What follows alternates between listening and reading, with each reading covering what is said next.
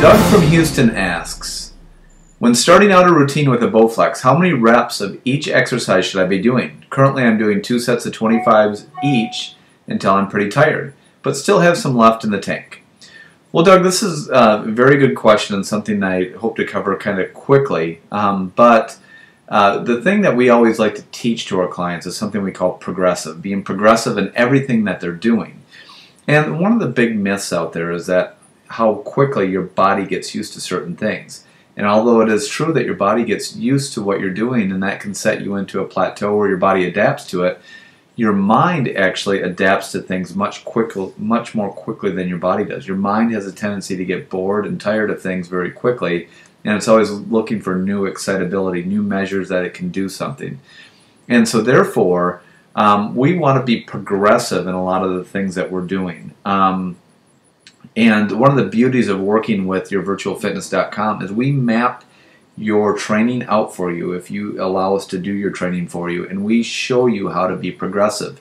Now, we do that in a very progressive manner, mainly so your body doesn't get used to it, but also so mentally you don't get used to it. If you're having a new routine every month, your body or your mind is going to be looking and it's going to be excited because it gets to do something new and it gets to be something different, so you no longer become bored anymore. But from a very general standpoint, we're going to cover this generally, and then you can work with us specifically and we can map it out for you based on what your particular needs are. But for the most part, whenever you get started, whether it's Bowflex, weights, body weight, whatever it may be, if you're starting off, the importance of any fitness routine when you're just beginning is stabilization.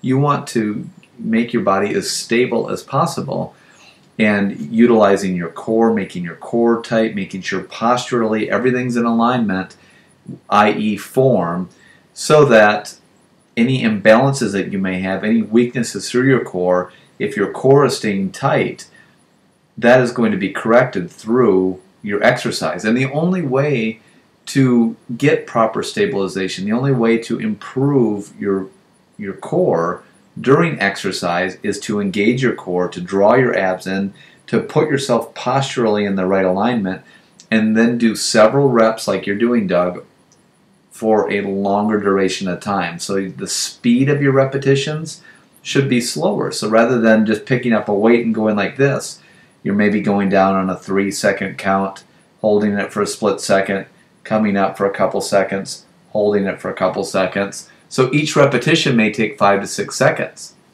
If you start playing this in your mind, if each repetition, let's say, takes 4 to 6 seconds and you're doing 20 repetitions, each set of that particular exercise may take you up to 2 minutes. So there isn't a need to do a tremendous amount of exercises. There's only a need to slow down your tempo, to increase your repetitions, keep your core engaged, keep your posture the way it should be.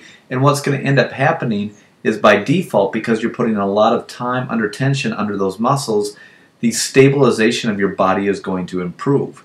And as the stabilization improves, then you can get more into what we call strength or power-oriented workouts, things that are more difficult, where the speed of your reps increases, where maybe the repetitions decrease. So it is all progressive. So Doug, starting off, 2 sets of 25 or 20 to 25 reps with a slow tempo, posturally keeping everything in alignment, is going to improve the stabilization of your body. Once that happens, then you can start decreasing repetitions. You can start doing things that are more strength-oriented, things that are more traditional in nature, and because your body is going to be much more prepared. We call it a foundation. It's like the biblical parable where it talks about building your house on a rocky foundation. Well, the house is going to crumble. Or if you have a strong foundation, the house is going to be sturdy.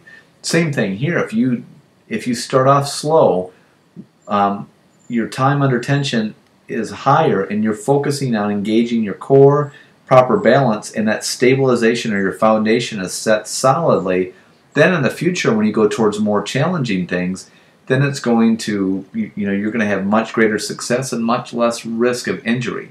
So as a real quick summary, in the beginning, more repetitions, slower tempo, engage your core and posture, and as that improves and your stabilization improves, decrease the number of repetitions, increase the speed of your repetitions, and your performance will greatly improve. You'll have better stabilization and you'll reduce the risk of injury. I hope that answers your question okay, Doug. When you feel that something's wrong, I'll shelter you and keep you warm. I'll never let you walk alone.